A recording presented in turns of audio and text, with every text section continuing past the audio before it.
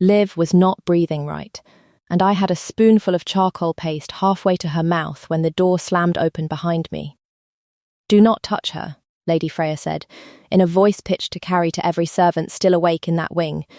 "You have poisoned that child already." I did not stop moving. Fen was screaming somewhere behind me, and Soren's wolf was already tearing down the corridor at a speed no king's composure should have been able to survive keeping up with, and I understood, with total clarity, that I had perhaps 30 seconds to prove what had actually happened before someone decided I did not deserve the chance to. I got the paste into her mouth exactly as Soren reached the doorway, and I did not know yet whether I had been fast enough, or whether the next thing to happen in that nursery was going to be a hanging. Let me tell you how I ended up kneeling over a dying child, with an entire household deciding whether I was her saviour or her murderer. It started 3 weeks earlier, on the day they carried the 5th nanny out of that nursery with bite marks on her wrist, swearing on every god she knew that Wintermoor's motherless heirs were simply unmanageable, and that no woman in her right mind would attempt a 6th. I was 22, a kitchen apprentice at Wintermoor Castle, with no ambitions beyond keeping the ovens fed and my head down, and I had absolutely no interest in the twin pups screaming somewhere above me in the East Tower. I had heard the stories the way everyone below the 4th floor had heard them. That the king's children, not yet 3 years old, had refused every single woman brought in to care for them since their mother died birthing them, screaming through the night for entire weeks at a stretch. Driving away nannies with a ferocity that seemed almost too coordinated for children that young to manage on. Purpose. I only went up to that tower because the kitchens had run short of hands the night the 5th nanny fled, and someone needed to carry a supper tray up before the pups went hungry along with everyone else's nerves. I did not volunteer out of kindness. I volunteered because because our head cook was shouting for anyone with 2 working hands, and I happened to be standing closest to the tray. I found them in the nursery in near darkness, Fen hoarse from crying, Liv curled silent and rigid in the corner, in the particular stillness of a child who has cried until crying no longer helps. The room smelled of cold tea gone untouched, and the particular staleness of a space no one had properly aired in days, and I understood. Standing in that doorway, exactly why 5 nannies before me had walked out of it in tears of their own. I did not know the first thing about soothing pack children. I only knew what I would have wanted someone to do for me, which was simply to sit down on the floor, at their level, and not demand anything of them at all. I set the tray down and sat, and said nothing, and ate a piece of the bread myself, slowly, the way you eat in front of a hungry stray you are trying not to frighten off. It was Liv who moved first. She crossed the nursery in absolute silence, climbed into my lap without asking permission from anyone, and went still against my chest in a way the nursemaids downstairs would later describe to me, wide-eyed, as something they had not seen her do for a single soul since her mother died. Fen followed a moment later, more cautious, watching me the way his father would later watch strangers, assessing, careful, deciding. He did not climb into my lap. He simply sat close enough that his shoulder touched mine and reached over, without a word, to take a piece of my bread. I stayed until they both fell asleep, which took the better part of an hour, and I did not think much of it beyond relief that the tower had finally gone quiet. I did not know, walking back down to the kitchens well past midnight, that I had just done the one thing 5 trained nannies before me had failed to do, and that the household above me had noticed every second of it. Soren found me in the kitchens the next morning, and I understood, the instant he stood in that doorway, exactly why an entire court fell silent whenever this man entered a room. "My children slept through the night," he said, without preamble, in a voice that had clearly not expected to be saying those words aloud. "For the first time since their mother died. Bron tells me it is because of you." "I did not do anything, Your Grace," I said, wiping flour from my hands out of pure nervous habit. "I sat with them. I ate supper. 5 trained women could not manage that. Something moved behind his eyes, careful and unreadable. I would ask you to try again tonight. I did not want to. I want to be honest about that, because it makes what came after considerably more true. I had a kitchen to run, and no experience with grieving pups, and no particular desire to become entangled in a household this fractured. But I thought of Liv's small, rigid stillness in that corner, and found I could not quite say no. I went back that night, and the night after, and within a week it had simply become understood, without anyone formally deciding it, that the kitchen girl went up to the East Tower each evening, and that the twins would not settle for anyone else. Those first days taught me more about the twins than any warning from the household staff ever had. Fen, I learned, did not scream out of temper the way the nannies had claimed.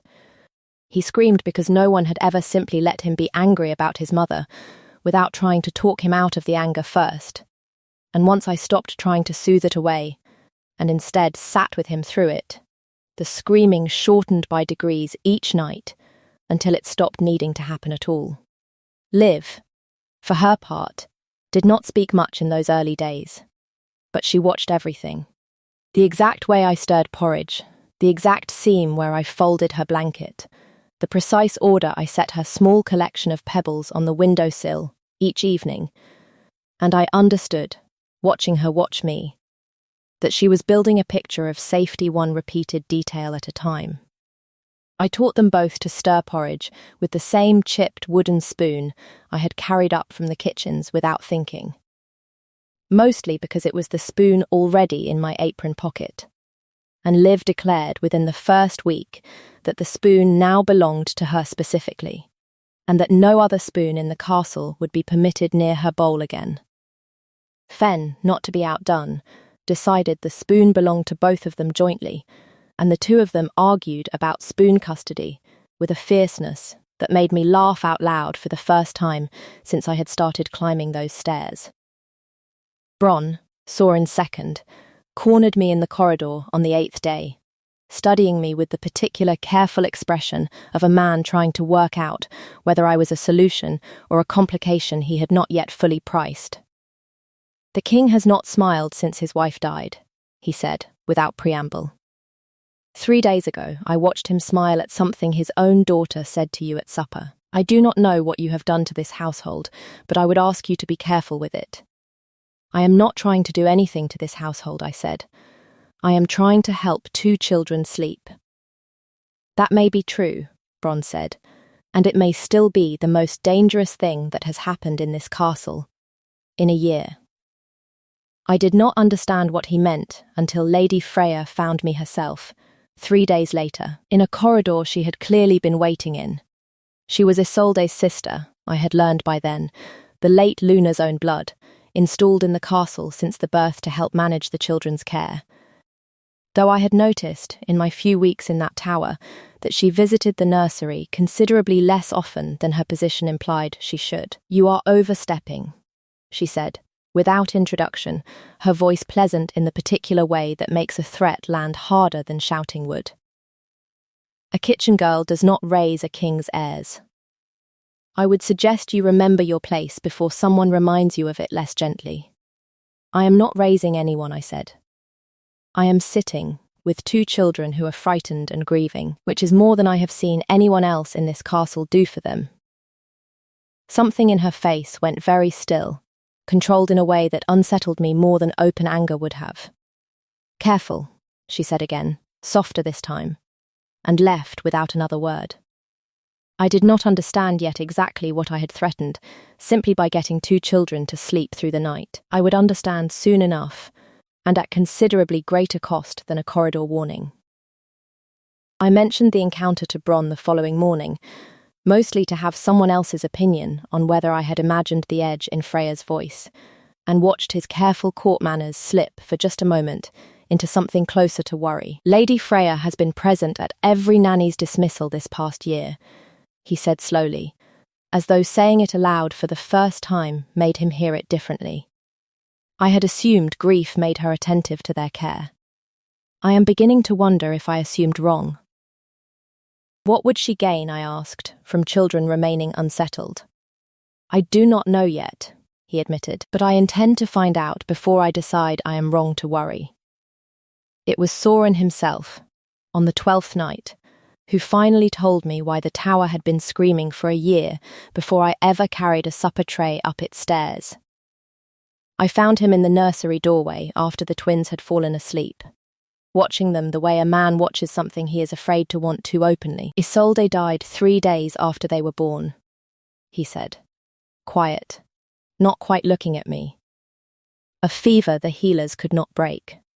I held her through the worst of it and could do nothing but watch, and I have spent every day since telling myself that if I had simply been faster, smarter, found the right healer sooner, she would still be here to do this instead of you. That is not a fair weight to carry, I said. I am aware it is not fair. I carry it regardless. He looked at the twins, asleep, tangled together the way they always were by morning. I have kept my distance from every nanny brought in for them, because some part of me believed that loving anyone new in this house was a betrayal of loving her. I did not expect a kitchen girl to walk through that belief without even trying to. I did not walk through anything on purpose, I said. I only sat down on the floor because I did not know what else to do. That, he said, is precisely why it worked. Everyone else tried to manage them. You simply stayed. I did not have an answer ready for that, so I said nothing. And we stood together a long moment in the doorway of a nursery that had, for the first time in a year, gone entirely quiet. Tell me about her, I said finally. Quiet, Isolde. Not the loss of her. Who she was. He looked surprised by the question. The way Bron had looked surprised days earlier, when I asked something no one had thought to ask him either. She laughed too loudly for court occasions and never once cared that people noticed. She used to steal pastries from this very kitchen and blame the twins for it before they were even born, purely to see if the cooks would believe her. Something eased in his face, remembering rather than grieving for once. She would have liked you. She had very little patience for people who tried too hard to be liked, and considerably more for people who simply showed up and stayed. Then I hope I am doing her memory some credit, I said, rather than replacing it. You are not replacing anything, he said. I do not think it works that way. I think there is simply more room in a person than grief wants us to believe there is. I did not have an answer ready for that either, so I let the quiet nursery hold it instead, and something between us settled a little further into a shape neither of us had named yet. If you want to find out whether Lady Freya's warning turned into something considerably more dangerous than a corridor threat, and what Fen and Liv did the day the truth about her finally reached that hall, stay with me through to the end of this. Follow along so you do not lose the thread of what happens when two motherless children choose a mother before the adults around them have finished arguing about whether they should be allowed to. I stayed at Wintermoor considerably longer than either Soren or I said aloud that it meant anything. Weeks folded into each other. The twins grew steadier by the day, Liv finding her voice again in small, careful sentences, Fen losing the wary watchfulness that had coloured every interaction he had with adults since his mother's death. I taught them both to stir porridge with the same chipped wooden spoon I had used since I was younger than they were now, and Liv declared, with total 3-year-old authority, that the spoon was now hers, and no other spoon in the castle would do. It was Bron, going through the household accounts on a dull afternoon, who found the pattern that finally explained everything. Each of the 5 nannies dismissed before me, it turned out, had received a quiet payment from Lady Freya's own private purse within days of leaving. Severance, on paper, though none of them had actually been dismissed by the King's office at all. Bron dug further, at my urging, and found the true shape of it, an old Wintermoor Regency law rarely invoked, that granted a deceased Luna's closest blood relative legal guardianship of motherless heirs if the king had not remarried or secured stable, consistent care for them within 1 year of the mother's death. That year would end in 11 days. Freya had not been trying to help raise her sister's children. She had been quietly making certain no one else could, so that when the deadline arrived, she could stand before the pack elders and prove, with 5 failed nannies as evidence, that Soren was incapable of providing his own children stable care, and take them from him entirely. Under a law no one had thought to question in a generation. I sat with that ledger a long time, understanding, with the particular cold clarity of a fact rearranging everything around it, that every scream that had driven 5 women from that tower had not been the twins' grief alone. It had been engineered, patiently, by the one woman the household trusted to be grieving right alongside them. Something in me that had been simply quietly caring for 2 children stopped being simple. I took the ledger to Soren myself that same evening. His face, reading it, went colder than I had yet seen it.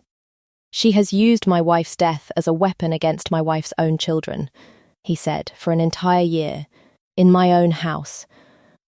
And I did not see it." "You were grieving," I said. "She counted on exactly that. Then I am done letting grief make me blind to what is standing in my own hallways." He set the ledger down, his jaw set in a way that told me the grieving king I had met 3 weeks earlier had just decided to stop only grieving. 11 days. She will not wait quietly for them to pass. He was right. Freya moved first, and moved fast.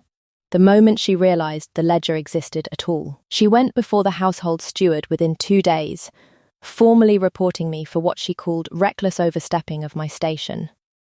Feeding the children foods not cleared by the household healer, keeping them awake past hours she claimed damaged their health. Filling their heads, she said, with a common girl's affections that would only make the coming transition to proper guardianship more painful for them.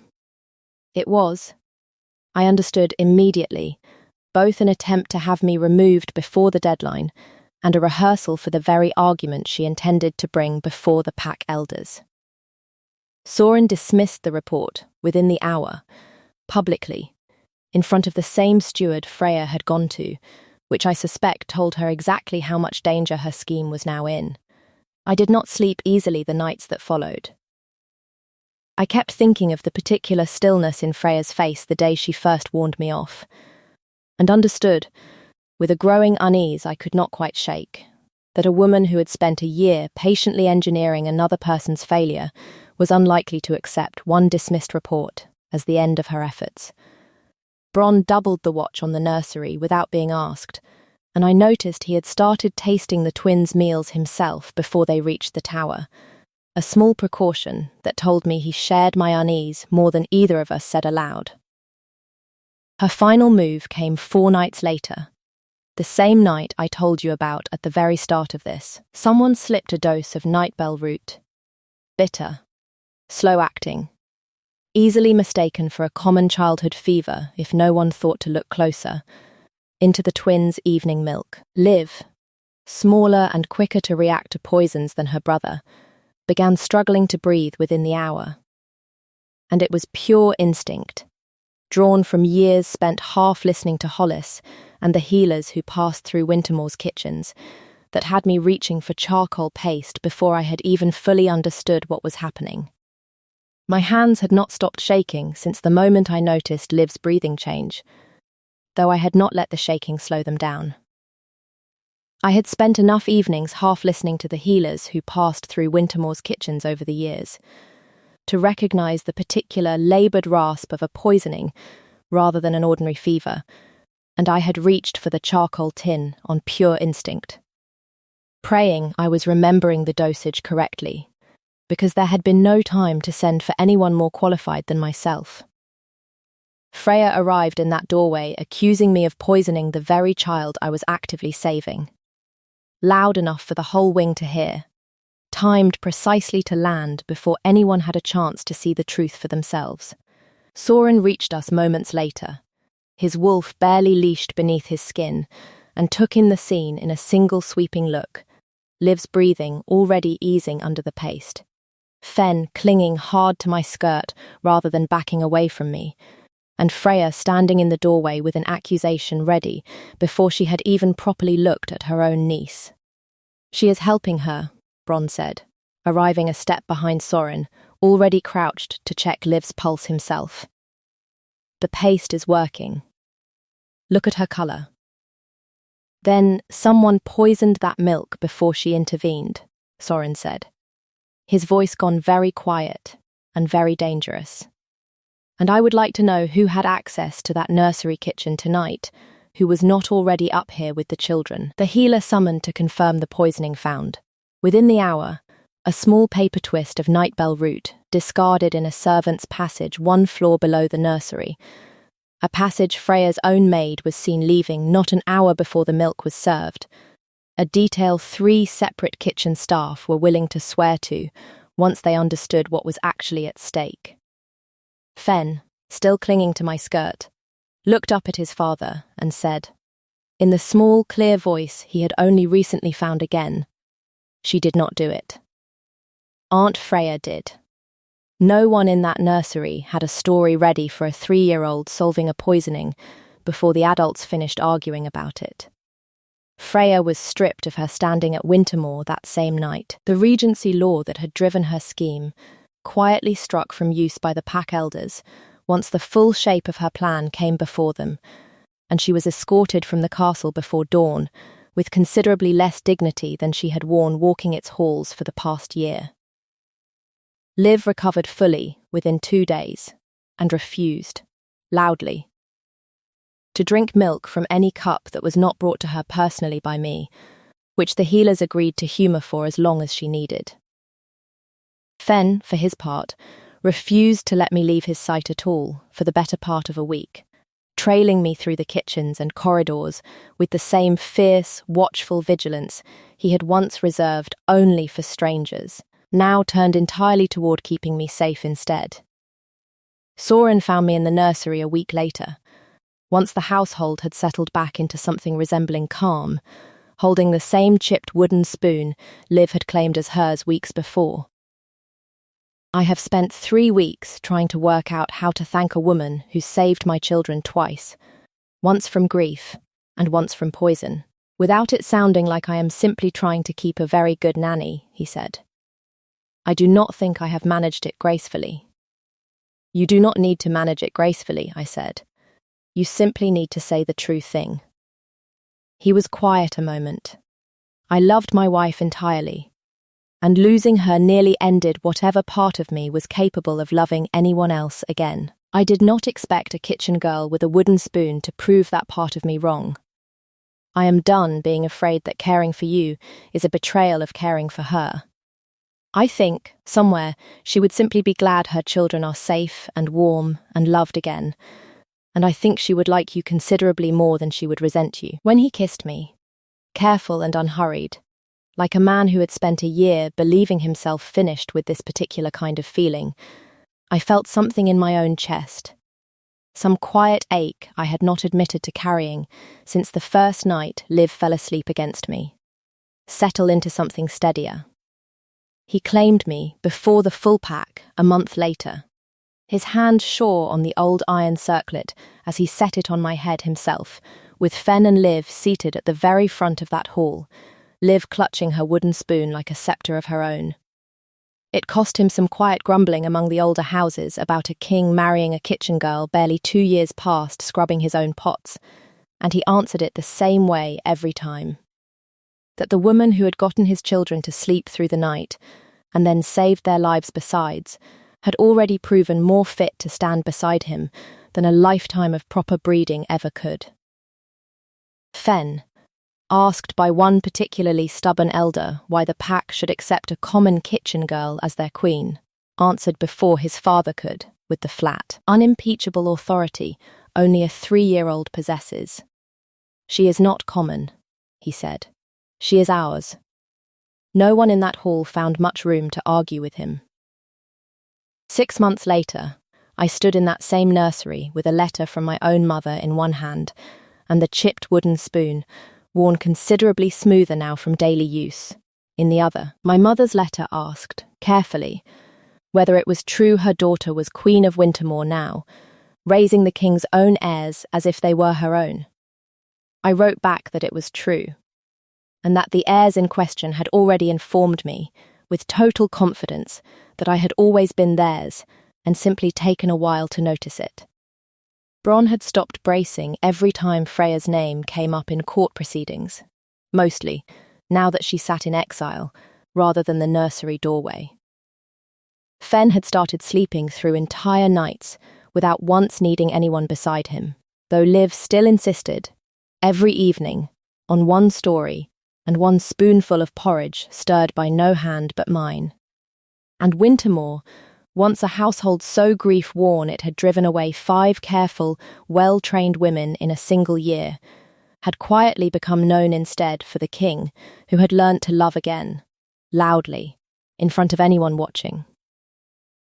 The old regency law that had nearly cost Soren his children was formally struck from Wintermore's books before the season turned, replaced with a simpler rule the pack elders agreed on unanimously, that no distant claim of blood would ever again outweigh the plain, daily evidence of who actually stayed.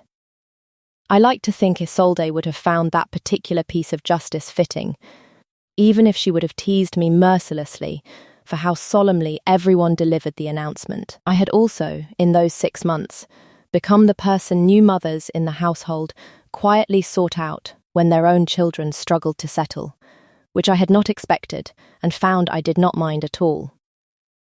There is a particular kind of trust that grows in a place once it has watched grief get handled honestly instead of hidden, and Wintermore, slowly, was becoming that kind of place. I stirred the porridge with my chipped, familiar spoon and thought about the kitchen girl who had carried a supper tray up a dark staircase 3 weeks into that grief, certain of nothing except that 2 children should not go hungry, while the rest of the household argued about who was allowed to feed them.